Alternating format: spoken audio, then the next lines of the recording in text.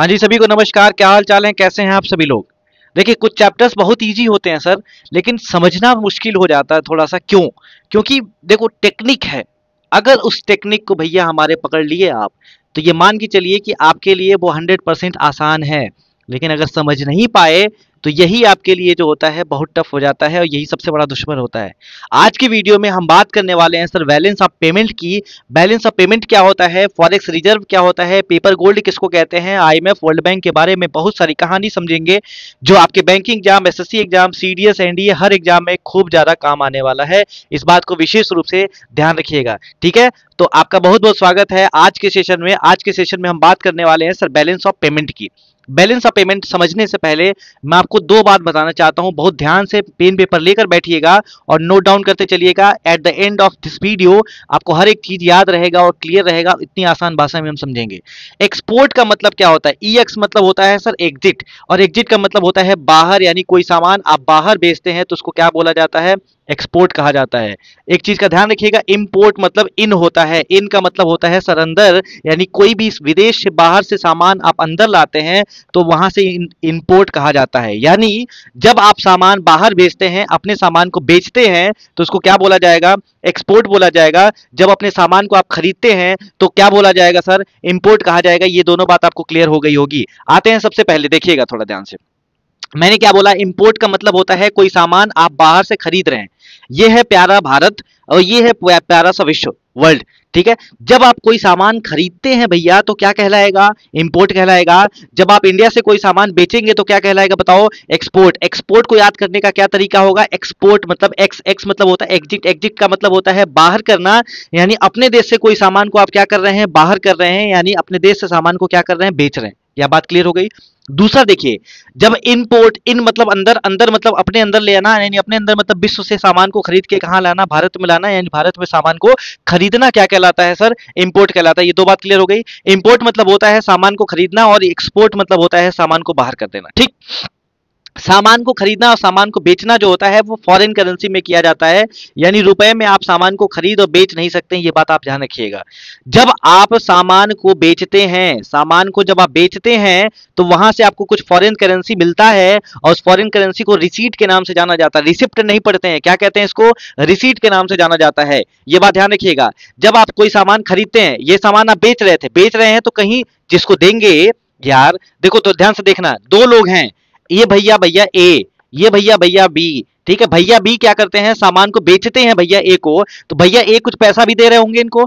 तो जो भैया पैसा ए देंगे, यानी अब देखिएगा, ये भैया इंडिया, ये भैया वर्ल्ड, ठीक है। इंडिया अगर कोई सामान बेचता है तो वर्ल्ड इसको पैसा देगा कि नहीं देगा? और जो पैसा मिलेगा उसको क्या कहा जाएगा? रिसीट कहा जाएगा, ठीक है। वर्ल्ड से कोई सामान अगर हम खरीदते हैं तो हमको पैसा देना पड़ेगा, और फॉरेन करेंसी के फॉर्म में उसको क्या कहेंगे? पेमेंट कहेंगे। ये दो बात क्लियर हो गई।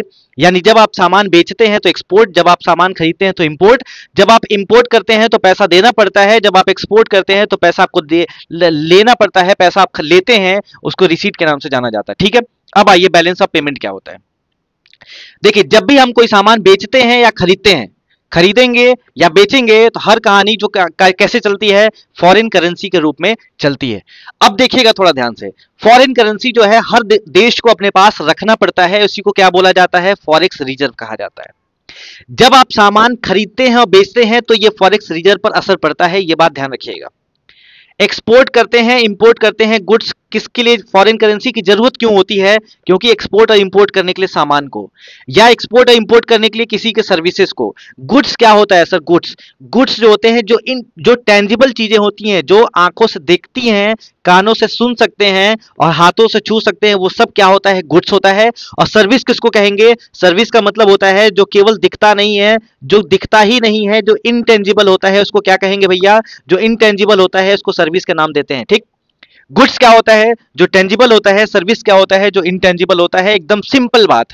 तो कभी भी एक्सपोर्ट या इंपोर्ट गुड्स का करना हो, एक्सपोर्ट या इंपोर्ट सर्विस का करना हो, टूरिज्म को बढ़ाना हो, टूरिज्म मतलब यात्रा को बढ़ाना हो, रेमिटांस रेमिटांस को बढ़ाना हो, रेमिटांस का मतलब है कि कोई यहाँ बंदा रहता है, यहाँ उसका घर है, तो यहाँ से पैसा कमा के भेजेगा तो उसको क्या बोला जाएगा, रेमिटांस कहा जाएगा। एफडीआई होता है, डायरेक्ट इन्वेस्टमेंट होता है, एफपीआई पोर्टफोलियो इन्वेस्टमेंट होता है, या किसी को आप सामान बोरोइंग करते हैं, कहीं से सामान लेते हैं, ठीक है, या कहीं से उधार लेते हैं, तो ये सारी कहानी किसमें चलती है, फॉरेन करेंसी में चलती है। एफडीआई एफपीआई क्या होता है, अभी आने वाली इसी वीडियो में मैं आपको समझाऊंगा, समझिएगा। फॉरेन करेंसी की जरूरत होती है एक्सपोर्ट इंपोर्ट करने के लिए, रेमिटांस के लिए, एफडीआई एफपीआई और एक्सटर्नल बोरिंग के लिए। जब फॉरेक्स रिजर्व रिजर्व बढ़ता है, ठीक है, और या तो फॉरेक्स रिजर्व घटता है, जब आप, अच्छा फॉरेक्स रिजर्व बढ़ेगा कब, यानी कुछ आ रहा है इधर से, आएगा तब जब इंपोर्ट ज्यादा करेंगे, सॉरी एक्सपोर्ट ज्यादा करेंगे, तो जब जब एक्सपोर्ट ज्यादा होगा तो फॉरेक्स रिजर्व क्या हो जाएगा बताओ, बढ़ जाएगा। जब जब इंपोर्ट ज्यादा होगा, यानी अपने फॉरेक्स रिजर्व को बेचेंगे, यानी कोई सामान आप ले रहे हैं तो पैसा देना पड़ेगा, पैसा देंगे तो फॉरेन करेंसी खत्म होगी, ऐसे समझिएगा। एक पर्स है आपके पास, फिर से समझिएगा, मैं बना देता हूं आपके पास, ये एक पर्स है, इस पर्स में बहुत सारे पैसे हैं, ठीक है, कोई सामान यहां से ले रहे हैं, आप ले रहे हैं तो पैसा दे रहे हैं, पैसा देंगे तो फॉरेक्स रिजर्व क्या हो जाएगा, घट जाएगा। जब फॉरेक्स रिजर्व घट जाएगा तो इसका मतलब क्या हुआ है बताओ, आप क्या खरीद रहे थे तो इसको क्या कहेंगे, इंपोर्ट। जब जब इंपोर्ट करेंगे ज्यादा तो फॉरेक्स रिजर्व घटेगा, जब जब एक्सपोर्ट करेंगे ज्यादा यानी बाहर भेजेंगे तो फॉरेक्स रिजर्व बढ़ेगा। ये दोनों बात ध्यान रखिएगा, पूछा जाएगा फॉरेक्स रिजर्व जो होता है, फॉरेन करेंसी हमारे इंडिया में कब कब बढ़ती है, जब एक्सपोर्ट करते हैं, कब कब घटती है, जब इंपोर्ट करते हैं। ये बात हो गई क्लियर, चलिए आगे बढ़ते हैं अभी और फिर समझ में आएगा, देखिएगा ध्यान से। तो ये जो फॉरेन करेंसी का बढ़ना और घटना फॉरेक्स रिजर्व के लिए इकोनॉमिक और फाइनेंशियल जो ट्रांजेक्शन्स होते हैं कि भैया हमने पैसा आज दिया 1 रुपए, कल दिया 2 रुपए, परसों 3 रुपए का सामान खरीदते हैं, जो उसके बाद फिर 4 रुपए का सामान देते हैं, फिर 5 रुपए का सामान खरीदते हैं, तो ये पूरा ट्रांजेक्शन्स होते हैं, 1 रुपए 2 रुपए हिसाब किताब होता है। इस हिसाब किताब का 1 साल का रिकॉर्ड रखा जाता है। 1 साल का जो रिकॉर्ड रखा जाता है ये कौन तैयार करता है, सॉरी ये कौन मेंटेन करके रखता है, तो सेंट्रल बैंक रखता है, ये बात याद रखिएगा। और इंडिया में सेंट्रल बैंक कौन है, तो इंडिया में सेंट्रल बैंक यानी पापा कौन है, तो पापा है भैया आरबीआई। तो आरबीआई जो होता है वो बैलेंस ऑफ पेमेंट को मेंटेन करके रखता है, ठीक है। ये ट्रांजेक्शन को मेंटेन कौन करके रखता है, तो आरबीआई मेंटेन करके रखता है। ये बात क्लियर हो गई। इसका फॉर्मेट क्या हो सकता है सर, फॉर्मेट आईएमएफ के द्वारा दिया जाता है, इंटरनेशनल मॉनेटरी फंड के द्वारा दिया जाता है, ठीक है। अब क्या फॉर्मेट होता है आगे हम बात करेंगे। तो फॉर्मेट कौन देता है, तो आईएमएफ देता है, उसको मेंटेन कौन करता है सर, सेंट्रल बैंक करता है, यानी इंडिया के केस में कौन करता है भैया, हमारा पापा। हमारा पापा कौन है, आरबीआई है। और इस पूरे कहानी को, जो ट्रांजेक्शन्स को मेंटेन करके रखना होता है, इसी को क्या कहते हैं, बैलेंस ऑफ पेमेंट कहते हैं। ये बात आपको क्लियर हो गई। यानी फॉरेन करेंसी में एक्सपोर्ट होता है और इंपोर्ट होता है, ये बात आपको क्लियर है। इस इंपोर्ट और एक्सपोर्ट के सारे 1-1 रुपए का हिसाब किताब यानी इकोनॉमिक और फाइनेंशियल ट्रांजेक्शन्स 1 साल का मेंटेन करके रखना पड़ता है, और ये सेंट्रल बैंक यानी आरबीआई मेंटेन करके रखता है, और इसी को बैलेंस ऑफ पेमेंट कहा जाता है। और इसका जो फॉर्मेट होता है वो कौन तैयार करके देता है सर, वो आईएमएफ तैयार करके देता है, ठीक है। आगे बढ़िए, तो ध्यान से देखिएगा, जो बैलेंस ऑफ पेमेंट होते हैं वो 2 टाइप के होते हैं। बैलेंस ऑफ पेमेंट में दो तरह के ट्रांजेक्शन्स किए जाते हैं, एक करंट अकाउंट में किया जाता है, कैपिटल अकाउंट में किया जाता है। बहुत ध्यान समझिएगा, बैलेंस ऑफ पेमेंट कौन रेडी करता है बताओ, आरबीआई। इसका फॉर्मेट कौन देता है भैया, वो इंटरनेशनल मॉनेटरी फंड यानी आईएमएफ देता है, अंतरराष्ट्रीय मुद्रा कोष देता है। इसमें कितने प्रकार के अकाउंट होते हैं, 2 प्रकार के होते हैं, करंट अकाउंट और कैपिटल अकाउंट होता है। करंट अकाउंट में 2 चीजें आती हैं, बैलेंस ऑफ इनविजिबल और बैलेंस ऑफ विजिबल। विजिबल का मतलब होता है जो देख सकते हैं, जो देख सकते हैं उसको क्या कहेंगे बताओ, गुड्स कहेंगे। और इनविजिबल मतलब क्या होता है, जिसको देख नहीं सकते हैं, जिसको देख नहीं सकते वो क्या होता है, सर्विस की कैटेगरी में आता है। क्या ये बात आपको क्लियर हो गई। अब थोड़ा देखिएगा, बैलेंस ऑफ विजिबल मतलब हो गया है बैलेंस ऑफ ट्रेड। क्यों, क्योंकि यहां पर सामान को खरीदते हैं, सामान को खरीदते हैं तो व्यापार होता है, व्यापार होता है तो उसको बैलेंस ऑफ विजिबल को ही क्या कह देते हैं, बैलेंस ऑफ ट्रेड कह देते हैं। बैलेंस ऑफ विजिबल में क्या आता है, सामान, सामान मतलब देख सकते हैं, छू सकते हैं, तो गुड्स आता है, और गुड्स को ही क्या बोल दिया जाता है, बैलेंस ऑफ ट्रेड। फिर से समझिए, बैलेंस ऑफ पेमेंट को आरबीआई रेडी करता है और आईएमएफ इसका फॉर्मेट तैयार करके देता है, ठीक। बैलेंस ऑफ पेमेंट में 2 प्रकार के अकाउंट होते हैं, एक करंट अकाउंट होता है, कैपिटल अकाउंट होता है। करंट अकाउंट 2 टाइप के होते हैं, एक होता है बैलेंस ऑफ इनविजिबल और एक होता है बैलेंस ऑफ विजिबल। विजिबल में कौन कौन आता है, विजिबल में आता है गुड्स, और गुड्स में कौन आता है सर, बैलेंस ऑफ ट्रेड। और गुड्स में जो बैलेंस ऑफ विजिबल होता है इसी को बैलेंस ऑफ ट्रेड के नाम से जाना जाता है। बैलेंस ऑफ इनविजिबल जो दिखता नहीं है, उसमें सर्विसेज, इनकम और ट्रांसफर्स आते हैं। ट्रांसफर में कौन आता है, रेमिटांस आता है, यानी कोई बंदा, आपके घर का बंदा, ये आपका घर है, वो यहां पर रहता है और रह के पैसा भेजता है, इसको रेमिटांस कहा जाता है, वो ट्रांसफर पेमेंट होता है, ठीक। कोई गिफ्ट देता है वो एक ट्रांसफर पेमेंट होता है, वो भी ध्यान रखिएगा। सर्विसेज में सॉफ्टवेयर या कंसल्टेंसी आ गया कुछ भी, या टीचिंग भी आ गया, ठीक है, टीचिंग भी बैलेंस ऑफ इनविजिबल में आता है। Income net factor income from abroad, NFIA मतलब होता है net factor income from abroad, यानी एक्सपोर्ट कितना आपने करा है और इंपोर्ट कितना करा है, इनके बीच का जो डिफरेंस होता है इसी को net factor income from abroad कहते हैं, आगे हम समझेंगे। यानी करंट अकाउंट में दो चीजें आती हैं, बैलेंस ऑफ इनविजिबल और balance of visible. Balance of visible को बैलेंस ऑफ ट्रेड के नाम से जाना जाता है, जिसमें गुड्स आता है। बैलेंस ऑफ इनविजिबल में सर्विसेज, इनकम और ट्रांसफर आते हैं, ये बात भी ध्यान रखिएगा।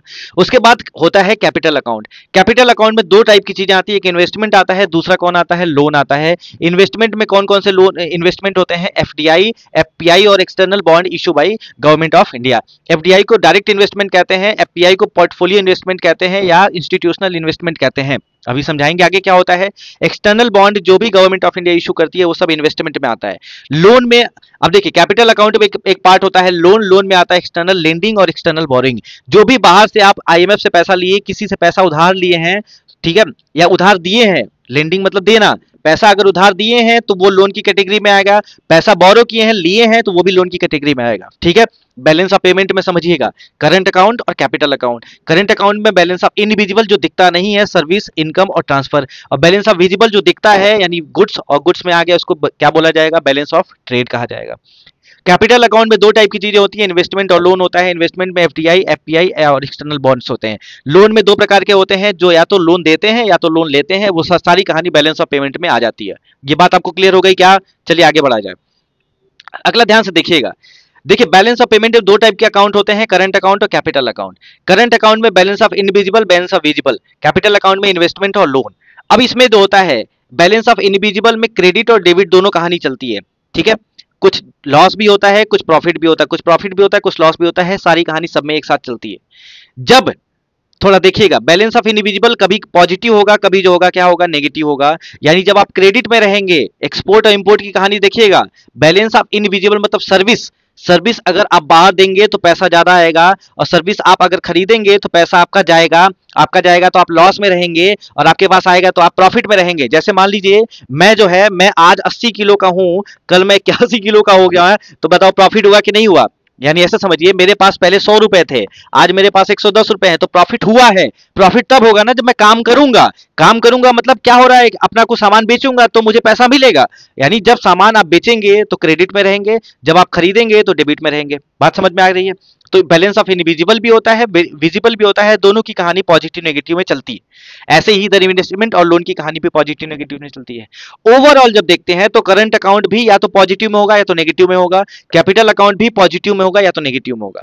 जब अगर कोई चीज, इसी को क्या बोला जाता है, balance of invisible, visible, investment और लोन। इसका जो डेबिट क्रेडिट सब देखते हैं, लॉस माइनस लॉस प्लस यानी प्रॉफिट लॉस देखते हैं, इसी को डबल एंट्री बुक कीपिंग कहा जाता है।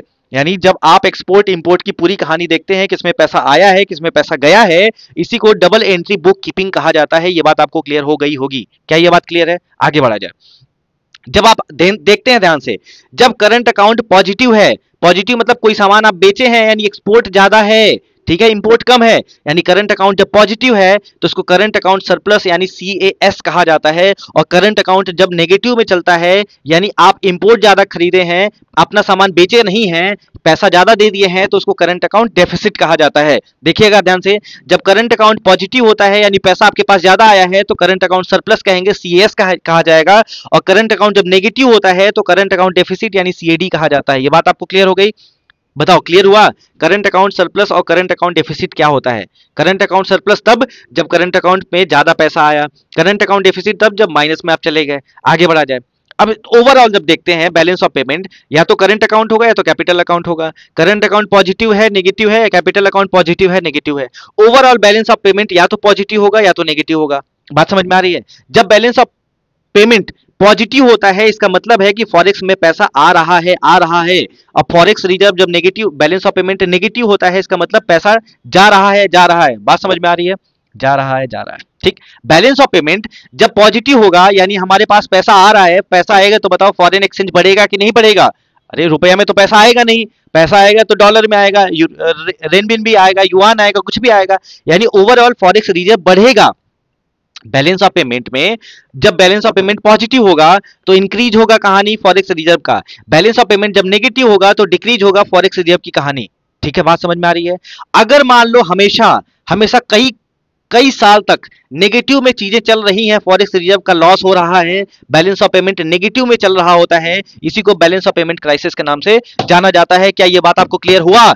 बैलेंस ऑफ पेमेंट में दो प्रकार की चीजें होती हैं, करंट अकाउंट और बताओ कैपिटल अकाउंट। करंट अकाउंट देखिए ध्यान से समझिएगा, करंट अकाउंट और कैपिटल अकाउंट। करंट अकाउंट जो ज्यादा पॉजिटिव है तो current account surplus, current account negative है तो करंट अकाउंट डेफिसिट कहा जाता है। ये बात आपको क्लियर हुआ? ओवरऑल बैलेंस ऑफ पेमेंट अगर पॉजिटिव है तो फॉरेक्स रिजर्व बढ़ेगा, और बैलेंस ऑफ पेमेंट अगर नेगेटिव है तो फॉरेक्स रिजर्व क्या हो जाता है? घट जाता है। और जब बैलेंस ऑफ पेमेंट एक समय लंबे समय तक नेगेटिव में रहता है तो उसको बैलेंस ऑफ पेमेंट क्राइसिस के नाम से जानते हैं। ये बात भी आप ध्यान रखिएगा। अब ध्यान से देखिएगा, कोई आदमी बहुत गरीब है, यानी बैलेंस ऑफ पेमेंट इतना कॉन्सेप्ट आपको क्लियर हो गया। कोई आदमी बहुत गरीब है, एकदम क्रिस्टल क्लियर करिएगा, क्रिस्टल क्लियर, इसमें कोई डाउट नहीं होना चाहिए। देखिए कोई आदमी गरीब होता है, जब गरीब होता है तो उससे एक बात अगर पूछेंगे कि भैया परेशान क्यों हो at the time of crisis, जब वो परेशानी में होता है तो ये कहेगा हमारे पास पैसा बहुत कम है, हमारे पास खाने के लिए एक समय का खाना है, हमारे पास ईएमआई पे करने के लिए पैसे नहीं है। आदमी जब परेशान रहता है इसका मतलब है या तो उसके पास पैसे की कमी है, अधिकतर समय में आदमी परेशान है इसका मतलब पैसे की कमी होती है। ठीक है, तो या तो खाना नहीं मिलेगा या तो ईएमआई पे नहीं कर पा रहा होगा। तो बैलेंस ऑफ पेमेंट क्राइसिस के बारे में समझ रहे हैं। इसी तरह से जब आदमी परेशान होता है तो कोई देश भी परेशान होता है। देश परेशान होने का मतलब होता है देश के पास फॉरेन करेंसी नहीं है, यानी एक्सपोर्ट ज्यादा नहीं हो रहा है, इंपोर्ट ज्यादा हो रहा है। और इंपोर्ट ज्यादा हो रहा है मतलब सामान हम अंदर ले रहे हैं, अंदर ले रहे हैं तो हम अपना पैसा दे रहे हैं, और पैसा देंगे तो बताओ फॉरेक्स रिजर्व घटेगा कि नहीं घटेगा? तो बिल्कुल घटेगा सर। कोई आदमी परेशान है तो उसके पास पैसे की कमी है, ऐसे ही कोई देश जब परेशान रहता है तो उसके पास भी पैसे की कमी रहती है। तो पैसे की कमी रहती है, एक समय आता है कोई उस देश के पास जो इसेंशियल इंपोर्ट्स होते हैं, जैसे तेल वगैरह जरूरी की जो चीजें होती हैं वो भी आदमी नहीं खरीद पाता है, और फॉरेन डेट ऑब्लिगेशंस भी ज्यादा हो जाते हैं, वो भी पे नहीं कर पाता है। हमारे साथ भी इंडिया में 1991 के कहानी में ऐसा कुछ हुआ था। 2022 में श्रीलंका में भी ये चीज देखने को मिला था। एक समय आता है फॉरेक्स रिजर्व घट जाता है आपका, इसी को क्या बोलते हैं बताओ? बैलेंस ऑफ पेमेंट का क्राइसिस कहा जाता है। अब आगे थोड़ा ध्यान से देखिएगा, अगर balance of payment current account में होगा या तो कैपिटल अकाउंट में होगा। अगर बैलेंस ऑफ पेमेंट जो होता है वो पॉजिटिव है, इसका मतलब फॉरेक्स रिजर्व बढ़ रहा है। अगर बैलेंस ऑफ पेमेंट नेगेटिव में है, इसका मतलब फॉरेक्स रिजर्व जो है वो घट रहा है। ठीक है, डिक्रीज हो रहा है। जब डिक्रीज होगा तभी बैलेंस ऑफ पेमेंट की क्राइसिस आती है। यदि बैलेंस ऑफ पेमेंट जो है नेगेटिव है, ईयर ऑन ईयर सालों साल नेगेटिव होता है, तो इसको क्या कहा जाता है? इसको बैलेंस ऑफ पेमेंट क्राइसिस के नाम से जाना जाता है।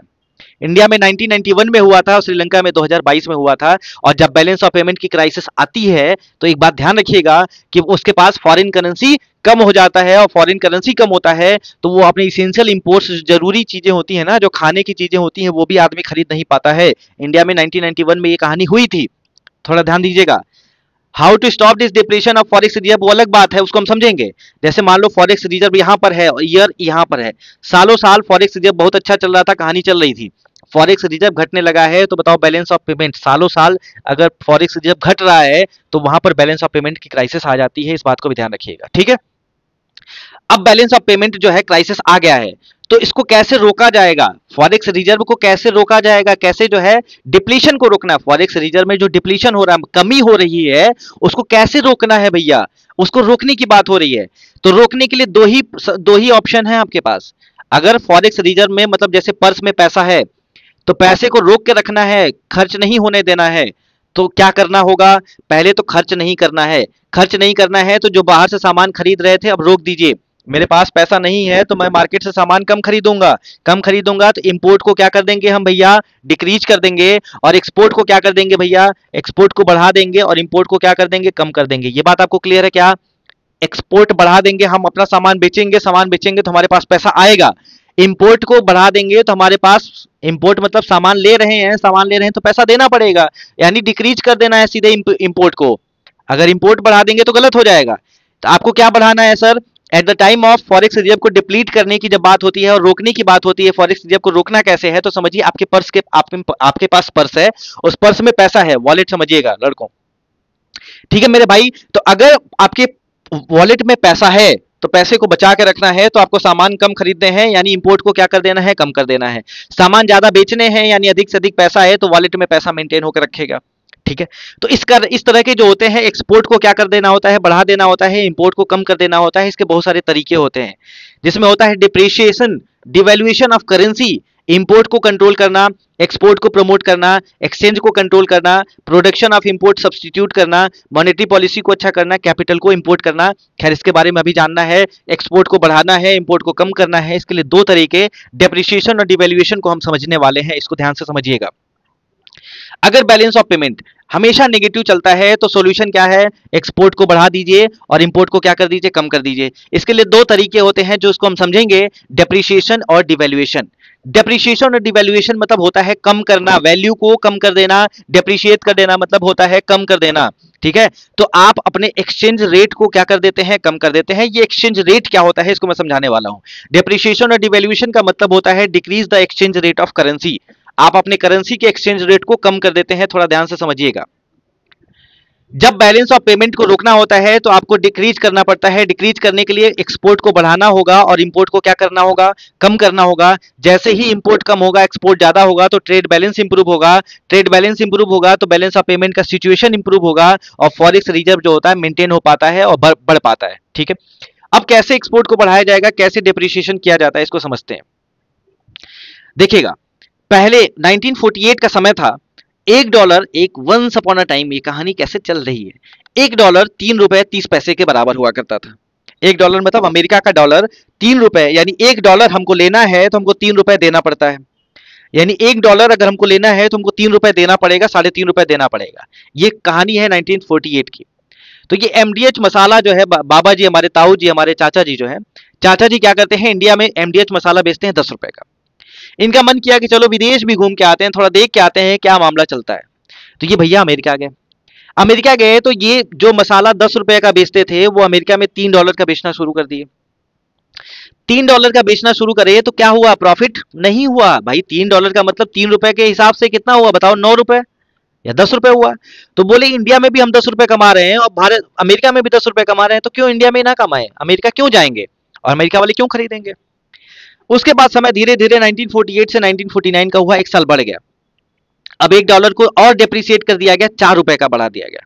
यानी पहले $1 3.5 का हुआ करता था, आज $1 4.5 का होता है जनरली। मान लीजिए डिवैल्यूएट कर दिए अपने पैसे को आप। तो हुआ क्या, हुआ ये कि पहले जो है वो ₹10 में इंडिया में बेचते थे, अब जो है वो कितने में बेच रहे हैं। अब देखो, अब ₹4 का $1 हो गया, $1 ₹4 का हो गया। तो कहानी कैसे चल रही है, अब $2.5 में 2.5 इंटू 4.6 कितना हो गया, ₹11। यानी अगर मान लो MDH वाले चाचा जी अगर $3 में पहले बेचते थे मसाले को अमेरिका में, तो उनको प्रॉफिट होता था ₹10 का। यहां पे देखिएगा जो कटा हुआ है, ध्यान समझिए। इंडिया में भी ₹10 का बेचते थे, 1948 की कहानी है, और अमेरिका में भी $3 का बेचते थे तो ₹3 के हिसाब से ₹10 हुआ करता था। अब होता क्या है, तो ये जो MDH वाले चाचा हैं, 1949 का समय आ गया, समय भी बीत चुका है, everything is matter of time, सब समय के हिसाब से चलता है। $1 कितने का हो गया, 4.76 रुपीज का हो गया। तब ये मसाला बेचना शुरू किए, और जब मसाला बेचना शुरू किए तो बोले कि अच्छा एक काम करो, 4.76 का हो गया, तो अगर मैं $2.5 यानी पहले $3 में मैं बेचा करता था, अब मैं $2.5 में बेच रहा हूँ, $2.5 में बेच रहा हूँ, तब भी मुझे प्रॉफिट हो रहा है। इंडिया में बेचूंगा तो ₹10 मिलेगा, अगर अमेरिका में बेचूंगा तो 11.9 यानी ₹12 मिलेगा। देख रहे हो, और अमेरिका वालों को लगेगा कि भाई पहले $3 में ये आदमी बंदा बेचा करता था, आज $2.5 में बेच रहा है, अब तो आसान हो गया मसाला खरीदना। तो चाचा जी को सब लोग क्या बोलेंगे, बहुत बहुत धन्यवाद चाचा जी। देख रहे हैं पहले $1 ₹3 का था, आज $1 कितने का है, ₹4 का है। यानी 3.5 का था और 4.5 का है। जैसे ही आप अपने पैसे को डिवैल्यूएट करते हैं वैसे ही इनका प्रॉफिट मार्जिन बढ़ता है। प्रॉफिट मार्जिन बढ़ता है तो ये एक्सपोर्ट ज्यादा करते हैं। जब एक्सपोर्ट ज्यादा करते हैं तो अमेरिका वालों को भी प्रॉफिट होता है, वो भी ज्यादा खरीदते हैं। अरे भाई कोई भी पैसा बेचे, उनको $3 लगता था, अब $2.5 लगता है, उनको प्रॉफिट भी ज्यादा हो रहा है। यानी आपने कैसे क्या करा है, आपने अपने एक्सचेंज रेट ऑफ करेंसी को डिवैल्यूएट करा है, कम करा है। पहले $1 की वैल्यू कितनी होती थी, तो 3.30 रुपीज हुआ करती थी। आज $1 की वैल्यू कितनी है, आज $1 की वैल्यू 4.76 रुपीज है। पहले मेरी वैल्यू ये हुआ करती थी कि मैं साइकिल से चलता था, आज मेरी वैल्यू ये है कि मैं नंगे पैर चलता हूं। बताओ सबसे खराब मेरी वैल्यू कब है, जब मैं नंगे पैर चलता हूं। पैसा पहले $3 का वैल्यू हुआ करता था, आज ₹4 का है। बताओ क्या हुआ है, डिवैल्यूएट हुआ है, वैल्यू बढ़ी नहीं है। वैल्यू तब बढ़ती ना जब ये $2 का हो जाता है, $1 $2 का हुआ तो तब वैल्यू बढ़ती, अप्रिसिएट होता, आज डिप्रिसिएट हुआ है। तो पहले $3 का मिलता था तो ₹9 के हिसाब से इनको प्रॉफिट नहीं होता था, तो ये बाहर नहीं जाते थे। आज इनको प्रॉफिट ज्यादा हो रहा है, $2.5 में बेच रहे हैं, अमेरिका वालों को लग रहा है सस्ते मिल रहा है, और हमें हो रहा है प्रॉफिट। हमें प्रॉफिट हो रहा है तो हम बेचेंगे तो क्या करेंगे, एक्सपोर्ट करेंगे। जब एक्सपोर्ट करेंगे तो हमारे पास क्या आएगा बताओ, पैसा आएगा, और पैसा आएगा तो यही तो कहानी चल रही है, पैसा आएगा तो हमारा वॉलेट बढ़ जाएगा। यानी आपने एक्सपोर्ट को बढ़ाना है तो करेंसी को क्या करना होगा, डिवैल्यूएट करना होगा। दिमाग में छपा है कि नहीं छपा, बताओ। डिवैल्यूएट करेंगे भैया ना, तो आपका पैसा बढ़ेगा। पैसा कैसे बढ़ेगा, जैसे ही पैसे को डिवैल्यूएट करेंगे हम, ये चाचा जी को प्रॉफिट होने लगेगा, और जब ये चाचा जी को प्रॉफिट होने लगेगा तो ये सामान को बाहर खूब बेचेंगे। जब बाहर खूब बेचेंगे और उनको भी प्रॉफिट हो रहा होगा कि कम पैसे में मिल रहा है, तो वो भी खरीदेंगे, खूब खरीदेंगे। खरीदेंगे तो एक्सपोर्ट बढ़ेगा, एक्सपोर्ट बढ़ेगा तो हमारे पास पैसा आएगा, पैसा आएगा तो हमारी करेंसी बढ़ जाएगी। बात समझ में आ रही है। इसीलिए कहा जाता है कि जब जब डिवैल्यूएशन होता है तो कॉम्पिटिटिवनेस बढ़ जाता है। जो जितने कम पैसे में बेचेगा, जिसका कम लॉस होगा, वही ज्यादा काम करेगा। तो जब जब डिवैल्यूएशन होता है तो मार्केट में कंपटीशन बढ़ जाता है। ये बात आपको समझ में आ गई होगी। नहीं आया होगा तो दोबारा वीडियो को देखिएगा, फिर से आ जाएगा, आपको हर एक चीज क्रिस्टल क्लियर हो जाएगा। आगे बढ़िएगा थोड़ा। तो अब देखिएगा थोड़ा ध्यान से, अब इंपोर्ट डिक्रीज कैसे होगा। पहले $1 जो है 3.5 का मिलता था, आज $1 कितने का मिलता है, 4.5 का मिलता है। तो ये चचा जो है, इनका मन किया कि चलो गाड़ी खरीदते हैं, मसाला बहुत बेच चुके हैं, मसाला बेच चुके हैं, अब चलना है, बुढ़ापा आ गया, समय है, ऐश करना है, क्या बात है। तो पहले ये जब अमेरिका में पूछने गए तो ये $1 लाख का मिलता था। तो 1 लाख के अगर 3.5 के हिसाब से देखेंगे तो 3.5 लाख रुपए का मिल रहा था। ठीक है। जब ये गाड़ी खरीदने गए, इस गाड़ी का नाम है मान लो BMW, तो BMW कितने का मिल रहा था इनको, 3.5 लाख रुपए का मिल रहा था। तो ये बोलेंगे बहुत अच्छी बात है। तब तक सरकार ने, मोदी जी का दिमाग हुआ खराब और बोले कि अब पैसे को डिवैल्यूएट कर दीजिए।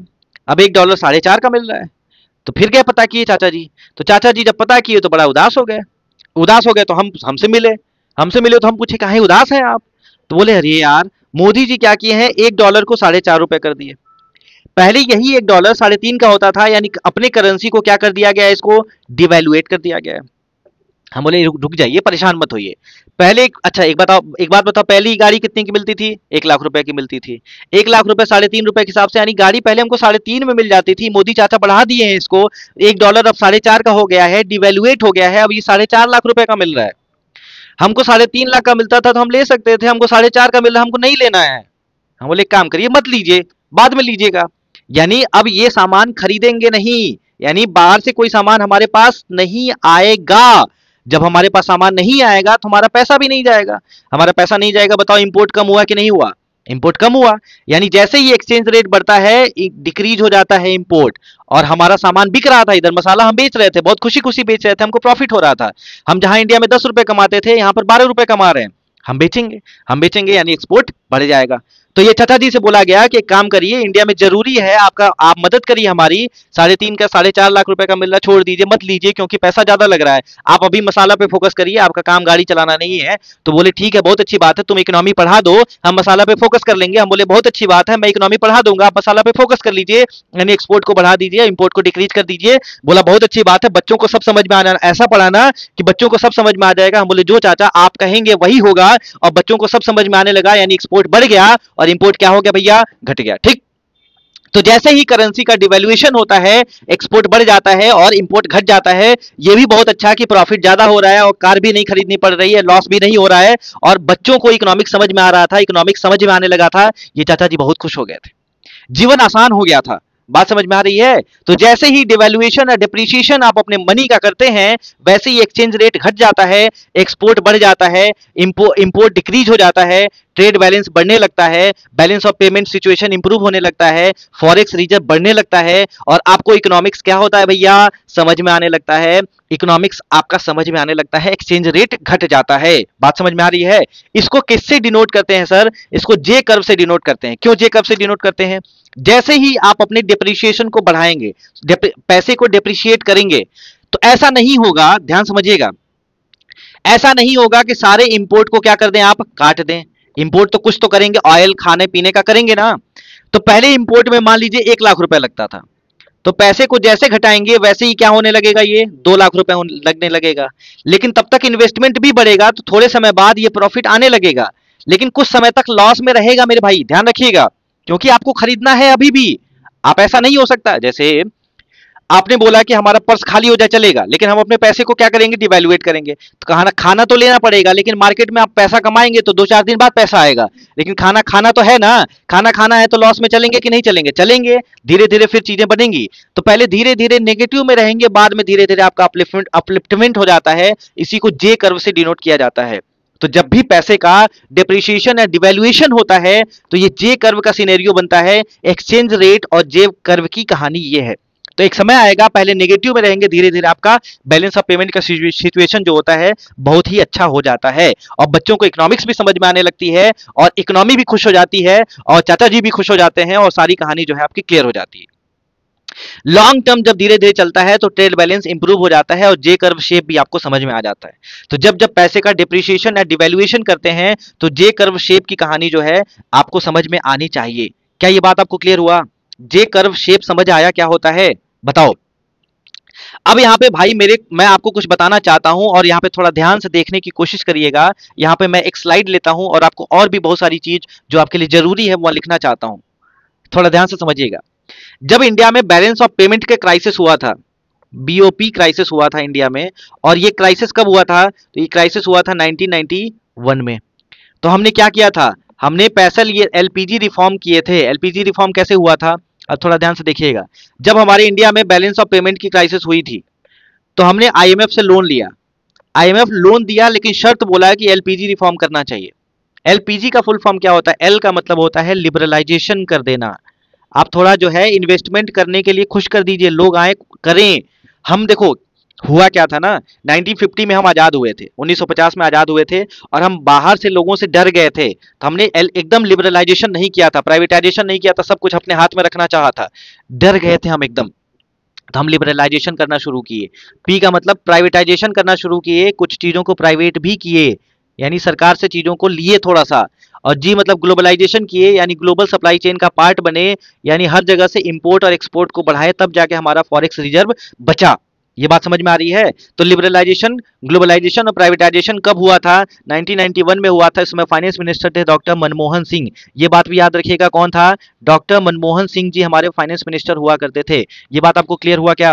लिबरलाइजेशन, प्राइवेटाइजेशन और ग्लोबलाइजेशन की कहानी आपको क्लियर हो जानी चाहिए। बैलेंस ऑफ पेमेंट क्राइसिस मतलब हो गया पैसे की बहुत कमी। पैसे की जब कमी हुई तो हमने, भाई मरता क्या ना करता, तो करना पड़ेगा हमको। बात समझ में आ रही है? चलिए, ये बात आपको क्लियर हो गया। यानी लिबरलाइजेशन का मतलब क्या होता है, अगर कहा जाए लिबरलाइजेशन का मतलब क्या होता है, तो लिबरलाइजेशन का मतलब होता है रिस्ट्रिक्शन को ईज कर देना, रिस्ट्रिक्शन को कम कर देना। तुमको कहीं नहीं जाना है, तुमको घर से बाहर नहीं निकलना, ये कहानी नहीं, तुमको जहां जाना है, जैसे करना है करो। प्राइवेटाइजेशन का मतलब क्या होता है, प्राइवेटाइजेशन का मतलब होता है ऑनरशिप जो है प्राइवेट को भी ट्रांसफर कर देना, सरकार के पास ही नहीं रखना। ऑनरशिप को क्या कर देना, रुक जाओ भैया, ऑनरशिप को क्या कर देना भैया, ऑनरशिप को क्या कर देना, ट्रांसफर कर देना। क्या ये बात आप मानते हैं? बहुत अच्छी बात। ग्लोबलाइजेशन का मतलब होता है कंट्री के इकोनॉमी को वर्ल्ड इकोनॉमी से जोड़ देना, इकोनॉमी को क्या कर देना, जोड़ देना। ये बात भी ध्यान रखिएगा, ठीक। तो ये कहानी हो गई बैलेंस ऑफ पेमेंट के समय हमने किया था। अब आता है इंडिया में जो फॉरेक्स रिजर्व होता है वो कैसे रखा जाता है, या कहीं भी फॉरेक्स रिजर्व जो होता है ना, फॉरेक्स रिजर्व यानी फॉरेन एक्सचेंज का जो रिजर्व होता है वो कैसे रखा जाता है। 2 मिनट और लगेगा, मैं आपको समझा देता हूँ। 3 चीजों के रूप में रखा जाता है, यही 3 चीजें यहाँ पे रखी जाती हैं। पहला होता है foreign currency asset, foreign currency asset. Foreign currency asset मतलब होता है डॉलर में रख लेना, युआन में रख लेना। कोई भी देश से जो आप सामान ले रहे हैं, जैसे मैं अर्जेंटीना से ले रहा हूं तो पेसो में रख लिया, कनाडा से ले रहा हूं तो किसी और में रख लिया, ईरान से ले रहा हूं, कहीं से भी ले रहा हूं, जिसका जो भी पैसा है उसको रख लेना, उसको फॉरेन करेंसी असेट कहा जाता है। ये बात हो गई क्लियर। दूसरा होता है गोल्ड के रूप में रख लेना, सोना आपने पास रख लिए, कहीं से ला के रख लिए, या कहीं विदेशों में आप जमा कर दिए, गोल्ड रिजर्व हो गया। तीसरा होता है एसडीआर, एसडीआर बहुत इंपॉर्टेंट है, स्पेशल ड्रॉइंग राइट्स। ये 5 लोगों को दिया गया है, स्पेशल ड्रॉइंग राइट्स। तो इस फॉर्म में भी आप रख सकते हैं, ठीक है। तो ये क्या होता है, ये 5 बहुत बड़ी इकोनॉमी का संकेत है। जैसे यूएसए, यूएसए में क्या चलता है, डॉलर, तो डॉलर के रूप में आप रख सकते हैं एसडीआर पैसा। दूसरा होता है यूरो, यूरोप में क्या चलता है, यूरो चलता है। तीसरा होता है आपका येन, और येन कहाँ चलता है बताओ, जापान में चलता है। उसके बाद होता है चाइना, चाइना में क्या चलता है, युआन, युआन कहाँ चलता है? चाइना में। ये बड़े इकोनॉमी है इसलिए इसको रखना पड़ता है। और पांचवा होता है पाउंड। और पाउंड कहाँ चलता बताओ?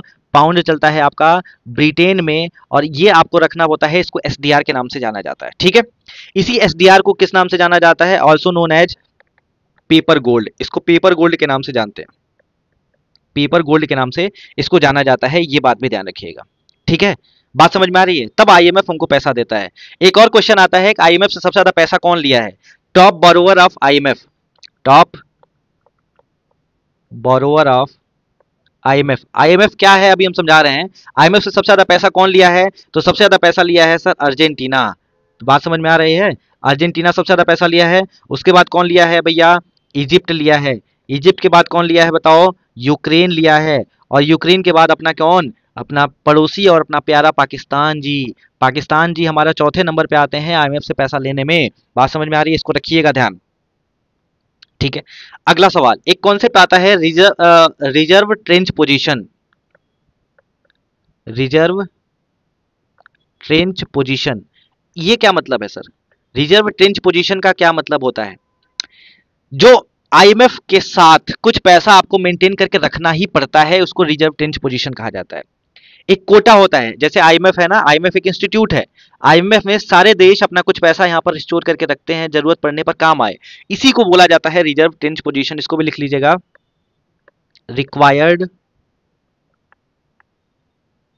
Kota to be maintained in IMF. International monetary fund के साथ, इंटरनेशनल मॉनेटरी फंड के साथ जो पैसा रखना पड़ता है उसको रिजर्व ट्रेंच पोजीशन कहा जाता है। बात समझ में आ रही है? जिसका जितना कोटा ज्यादा होता है उसके पास वोटिंग पावर उतनी ज्यादा होती है, उसी के साथ वो सारी कहानी होती रहती है। ठीक, यानी उसका जो पावरफुल है, जो कोटा ज्यादा रखता है उसका पावरफुल है, जो पावरफुल है उसी की बात सुनी जाती है। उसके बाद थोड़ा ध्यान से देखिएगा कैसे आईएमएफ आया। 1944 में हुआ था Brayton would conference. Brayton would conference हुआ था। कब हुआ था ये? तो ब्रेटन वुड कॉन्फ्रेंस हुआ था 1944 में। ओके, 1944 में ब्रेटन वुड कॉन्फ्रेंस हुआ था। 44 देश आए थे यहाँ पर, 44 नेशंस पार्टिसिपेट किए थे, देश पार्टिसिपेट किए थे, और यहाँ के डेलीगेशंस आए थे, सारे रिप्रेजेंटेटिव आए थे। यहाँ से दो चीजें निकली थी, एक का नाम था आईएमएफ यानी इंटरनेशनल मॉनेटरी फंड, दूसरे का नाम था वर्ल्ड बैंक, डब्ल्यूबी। ठीक है ना? इसी को ट्विन ऑर्गेनाइजेशन कहा गया। क्या कहा गया? ट्विन ऑर्गेनाइजेशन कहा गया, जुड़वा ऑर्गेनाइजेशन कहा गया, ये भी ध्यान रखिएगा, ट्विन ऑर्गेनाइजेशन कहा गया। ठीक है भैया, आईएमएफ का फुल फॉर्म लिख लीजिएगा, इंटरनेशनल मॉनेटरी फंड। दोनों का हेडक्वार्टर कहाँ है? वॉशिंगटन डीसी में। इंटरनेशनल मॉनेटरी फंड, और इसका हेडक्वार्टर कहाँ है? तो इसका हेडक्वार्टर है वॉशिंगटन डीसी। कहाँ पर है भैया? वॉशिंगटन डीसी में इसका हेडक्वार्टर है, ये भी ध्यान रखिएगा। कब बना था बताओ? तो 1944 में बना था। ये बात आपको क्लियर हो गई? बताओ भैया, क्लियर हुआ? पूछा जाएगा डेप्रिसिएशन और डिवैल्यूएशन क्या होता है, तो आप बता सकते हैं ना कि करेंसी में कम कर देना डेप्रिसिएशन होता है, और अप्रिसिएशन क्या होता है। चलो अभी समझाते हैं इसको, 2 मिनट और रुकिए, 2 मिनट और हमको समय दे दीजिए आप। क्या ये बात आपको क्लियर हो गया? चलो अगला सवाल आपसे पूछा जाता है कि बताइए सर, आपको क्या बताना था? मुझे बताना था कि जैसे मान लो डेप्रिसिएशन होता है, एक लाइन में क्वेश्चन आता है सर, जैसे ही आपने डेप्रिसिएशन करा बताइए क्या होता है? तो डेप्रिसिएशन जैसे ही करते हैं यानी पैसे का रेट बढ़ता है, पैसे का रेट बढ़ता है तो इंपोर्ट कम करते हैं, एक्सपोर्ट आप ज्यादा करते हैं। तो एक्सपोर्ट जो होता है बेनिफिट देता है, एक्सपोर्ट से हमको क्या मिलता है? प्रॉफिट मिलता है। इंपोर्ट से क्या होता है बताओ? इंपोर्ट अगर आप करेंगे डेप्रिसिएशन होने के बाद तो इंपोर्ट से आपको क्या होगा? लॉस होगा। और अगर अप्रिसिएशन होता है, पैसा बढ़ता है, उसके बारे में अलग से पढ़ेंगे। जब अप्रिसिएशन होगा तो ध्यान से देखिएगा, यानी पैसे का रेट बढ़ेगा, पैसे का रेट बढ़ेगा तो बताओ यहाँ पर क्या होगा? इंक्रीज इन द, तो इसकी वजह से क्या होता है? एक्सपोर्ट में लॉस होता है, इंपोर्ट में प्रॉफिट होता है, ये बात भी ध्यान रखिएगा। ठीक है, अब यहाँ पे लास्ट आता है एफडीआई, एफपीआई और एफआईआई क्या होता है। 2 मिनट और लगेगा, बताइएगा। एफडीआई, एफपीआई और FII, direct investment, portfolio investment और इंस्टीट्यूशनल इन्वेस्टमेंट। इन तीनों का मतलब क्या है सर? ये बता दीजिए सर। एफडीआई, एफपीआई और एफआईआई, 2 मिनट बता दीजिए सर क्या होता है, कैसे होता है, बस यहाँ पे काम आपका खत्म हो जाता है। ठीक है, देखो एफडीआई किसको कहते हैं? एफडीआई का मतलब होता है कि आपने क्या करा है? डायरेक्ट इन्वेस्ट करा है कहीं पर भी। जब भी इन्वेस्टमेंट का शेयर जो होगा मोर देन होगा 10%, ठीक है, मोर देन होगा क्या? 10%, तो वो कैसे में माना जाएगा? एफडीआई में माना जाएगा। पोर्टफोलियो इन्वेस्टमेंट मतलब होता है वाया थर्ड पार्टी। अगर आप थर्ड पार्टी के थ्रू करते हैं कोई इन्वेस्टमेंट या लेस देन 10% होता है, लेस देन 10% होता है, तो इसको क्या बोला जाएगा? एफपीआई बोला जाएगा। और अगर कोई इंस्टीट्यूट जैसे कि वर्ल्ड बैंक, जैसे कि आईएमएफ, अगर वो इन्वेस्ट करता है, अगर आईएमएफ या कोई वर्ल्ड बैंक या कोई भी इंस्टीट्यूट इन्वेस्ट करता है, तो उसको क्या बोला जाएगा? उसको बोला जाएगा फॉरेन इंस्टीट्यूशनल इन्वेस्टमेंट। तो फुल फॉर्म भी लिख लीजिएगा, इसको बोला जाता है फॉरेन पोर्टफोलियो इन्वेस्टमेंट। ठीक है ना, ये बात भी ध्यान रखिएगा। ये क्या होता है? ये होता है सर डायरेक्ट इन्वेस्टमेंट। बाद में फिर डिटेल में समझेंगे इसको, डायरेक्ट इन्वेस्टमेंट। अगला क्वेश्चन अगर आपसे पूछा जाएगा, इसका मतलब क्या है? इसका मतलब है इंस्टीट्यूशनल इन्वेस्टमेंट। इंस्टीट्यूशनल इन्वेस्टमेंट, बस हो गया, काम खत्म। ठीक है, तो ये balance of payment, balance of payment crisis, exchange rate, J shape curve क्या होता है, एफडीआई एफपीआई क्या होता है, ब्रेटन वुड कॉन्फ्रेंस क्या होता है, रिजर्व टेंस पोजीशन क्या होता है, आईएमएफ से क्या होता है, पेपर गोल्ड किसको कहते हैं, स्पेशल ड्राइंग राइट्स किसको कहते हैं, सारी कहानी मैंने बता दी। एलपीजी रिफॉर्म क्यों हुआ था, कब क्या करना था, ये सारी कहानी मैंने आपको बता दी। इंक्रीज करना है एक्सपोर्ट को, डिक्रीज करना है इंपोर्ट को, तो बैलेंस ऑफ पेमेंट से निकल सकते हैं। कैसे करेंसी को डिवैल्यूएट किया जाता है, ये सारी कहानी मैंने आपको समझा दी है। आपको सारा, मुझे उम्मीद है कि आपको सब समझ में आया होगा। एक बार नहीं समझ में आया होगा, दोबारा वीडियो को देखिएगा, मैं पूरी गारंटी के साथ ये कह सकता हूं कि आपको समझ में आ ही जाएगा, कोई भी रोक नहीं पाएगा। ये बात आप ध्यान रखिएगा, और समझ में आ जाएगा तो एक छोटा सा कमेंट लिख दीजिएगा, शेयर करना होगा तो कर दीजिएगा, नहीं करेंगे तो 2-3 बार और देख लीजिएगा, आपका काम हो जाएगा। ठीक है, मिलते हैं अगले वीडियो में, तब तक अपना ख्याल रखिए, खुश रहिए, जय हिंद, जय भारत, नमस्कार।